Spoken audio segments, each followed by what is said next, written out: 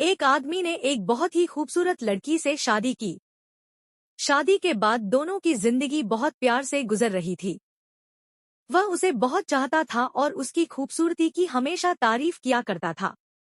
लेकिन कुछ महीनों के बाद लड़की चर्मरोग, स्किन डिजीज से ग्रसित हो गई और धीरे धीरे उसकी खूबसूरती जाने लगी।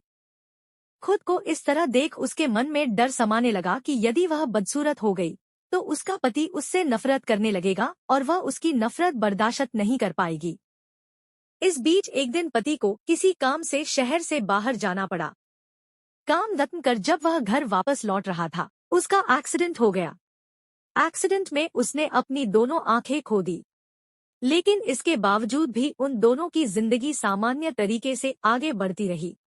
समय गुजरता रहा और अपने चर्मरोग के कारण लड़की ने अपनी खूबसूरती पूरी तरह गंवा दी। वह बदसूरत हो गई, लेकिन अंधे पति को इस बारे में कुछ भी पता नहीं था। इसलिए इसका उनके खुशहाल विवाहित जीवन पर कोई प्रभाव नहीं पड़ा। वह उसे उसी तरह प्यार करता रहा। एक दिन उस लड़की की मौत हो गई। पति अब अकेला हो गया था। वह बहुत दुखी था। वह उस शहर को छोड़कर जाना चाहता था। उसने अंतिम संस्कार की सारी क्रियाविधि पूर्ण की और शहर छोड़कर जाने लगा। तभी एक आदमी ने पीछे से उसे पुकारा और पास आकर कहा, अब तुम बिना सहारे के अकेले कैसे चल पाओगे? इतने साल तो तुम्हारी पत्नी तुम्हारी मदद किया करती थी। पति ने जवाब दिया, दोस्त, मैं अंधा नहीं हूँ। मैं बस अंधा होने का नाटक कर रहा था।